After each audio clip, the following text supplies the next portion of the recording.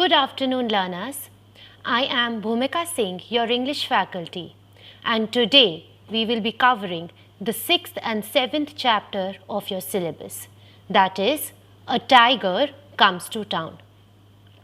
Before beginning with the chapter, let's go through some learning objectives. After completing part 1 of this lesson, you will be able to read and enjoy an interesting story told from the viewpoint of a tiger, follow the sequence of events as they occur in the story, relate to animals with compassion, develop awareness about the fact that animals have feelings, infer the meaning of new words from context and use them effectively, identify literary expressions and infer their meanings. You will also be able to write a paragraph to describe an event using sequence markers, convert imperative sentences into indirect speech, use the past perfect tense to describe actions completed in the past. Now learners, let's go through the analysis of the story. The tiger in the story has been trained by his master to perform tricks before a large audience at a circus. His audience, comprising both children and adults, enjoy his performance and tricks and does not appear to be afraid of him. The tiger comes to believe that human beings are brave and are not scared of animals. One day, finding his enclosure unguarded and open, the tiger walks out into the town for a walk. The tiger managed to escape unnoticed from his cage and went strolling in the streets of the town. He was accustomed to giving performances in a circus where the audience showed no signs of fear. This made him think that men were strong and fearless. As he walks down the streets, he finds people running around, trying to find a hiding place at the sight of a tiger. The tiger is confused to see their reactions because he is used to seeing thousands of people watch his shows every evening from a close distance. He cannot understand why they are so afraid to see him in the town, especially because he doesn't want to hurt them or attack them. Wandering down the lane, the tiger in the story reaches a restaurant. He sits down at the door of the restaurant. He sees that all the people in the restaurant are shocked and frozen in their seats to see him. The tiger wants to tell them that they do not need to be afraid of him because he is not hungry and that tigers only attack when they are hungry. That they are not like human beings who kill without a good reason. The tiger also wants to tell people in the restaurant that they are not brave as he had thought them to be, and that he only wants to watch them and not harm them. Feeling tired after a long day's stroll, he looked for a place to lie down and rest. He entered a school where the children got excited, but their teachers sent them into a big hall for safety. The tiger entered the headmaster's room and finding it cool, he went off to sleep. The terrified headmaster jumped to the loft for safety. Meanwhile, the teachers locked up the room from outside till they found a safer method to pull out the tiger. When the tiger woke up, he heard his master arguing with the teachers who were not letting him in, and also about their use of the term brute for the tiger, which he thought was an unkind word. So the school children, the teachers and the headmaster, they were all calling the tiger brute because they were so scared of him. And when the master heard of the term brute, he did not like it. He found it to be very unkind. The tiger wakes up and stretches himself. The headmaster, who has been sitting in the loft all this time, is frightened to see the tiger awake. The tiger wants to tell him that he is not going to harm him, but he cannot communicate this to him.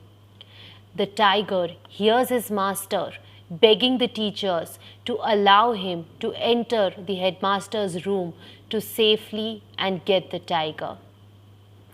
The magistrate, who is a government officer responsible for the law and order in his area, comes to the school to solve the problem of the runaway circus tiger who has entered the headmaster's room.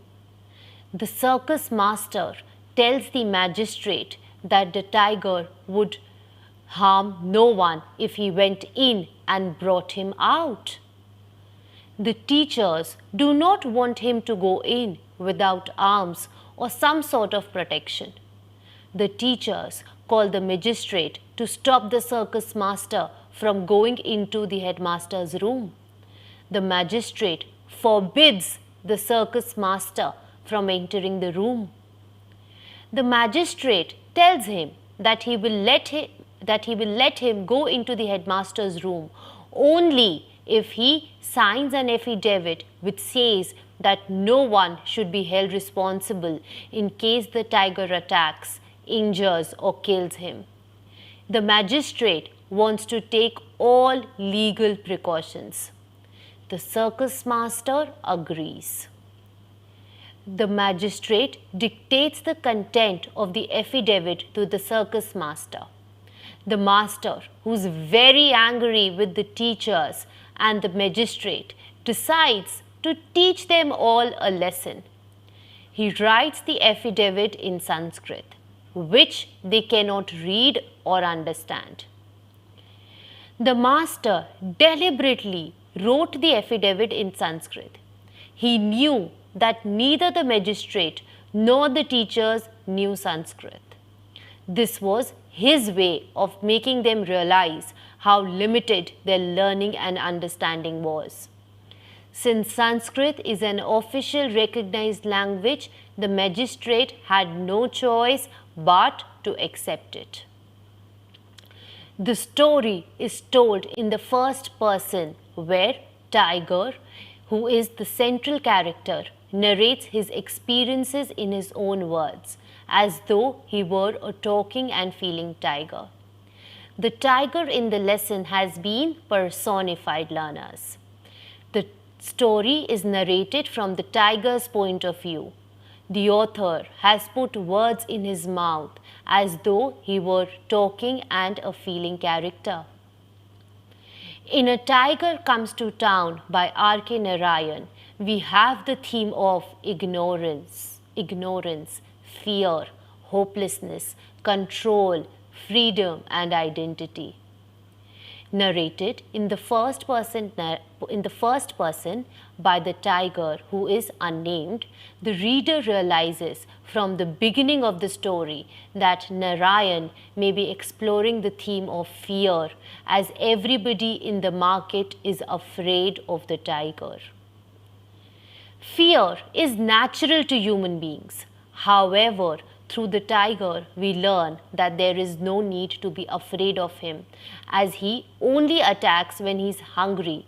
And if he is not he was not hungry at the moment. He was not hungry when he was at the restaurant. He was not hungry when he was in school. Though this is of little value to those who are scared.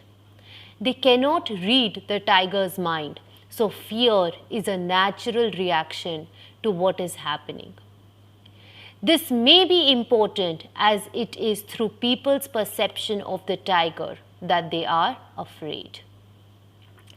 People are misinformed to the habits of tigers, which may leave some reader to suggest that mankind, or at least those in the market, are ignorant as to how a tiger lives its life. It is also through ignorance that people in the market become hopeless, running around the streets trying to avoid the tiger, who in reality is harmless. What is also interesting about the story is the fact that the tiger's master wants those in the market and at the school to question who they are, or at least their belief system. The master is unhappy that people are using words like brute and beast when it comes to describing the tiger. Man, through his greed for power, has killed his fellow men. Mankind has caused more damage than any tiger has ever caused. While the tiger will only disturb someone if they are hungry, in reality, the tiger wants to enjoy the little bit of freedom that he has before he is eventually captured by his master and returned to the zoo or circus. In this lesson, learners, you have learned that animals too have feelings and are capable of living in harmony with their surroundings. They are harmless. They may attack only when they are deprived of their food and shelter, or if they are attacked without any reason. Human beings have formed fixed ideas about certain wild animals which are totally baseless. They fear them because they do not understand them. Learners, humans often fear animals. Why? Because they don't understand their real psyche. Despite the fact that man is supposed to have superior intelligence, he has still not understood his own position in the vast universe and has not understood how he can harm himself by disturbing nature's plan. If anything, Narayan may be suggesting that those in the market are acting unreasonably. Though their perception of what a tiger is, those in the market have panicked and ran away, except for those who sit motionless and afraid in the restaurant. Even the school children are not really afraid of the tiger and appear to be more excited that the school is closing for the day. It is the adults who, with old beliefs, who really instill fear in others. Causing a calamity that amuses the tiger might be significant for the tiger, as he knows that he has control over the market and the school. Where previously the tiger thought humans were strong and fearless. But a simple incident of a tiger on loose can cause enough panic and chaos among human race. Tiger, once out of the jail, undoubtedly feels at home in his new environment. This is important as Narayan highlights that it is mankind who has taken the tiger's home and so they are behaving unreasonably. Learners, how can we take care of animals around us? Let's go through some points. Learners, be an example of kindness to animals.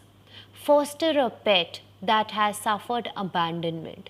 Sadly, many pets are relinquished to shelters for various reasons. Foster homes help these animals to recover and prepare them onto a new permanent loving home. Intervene if you witness animal cruelty, abuse or neglect. Do what you can to stop someone from mistreating an animal.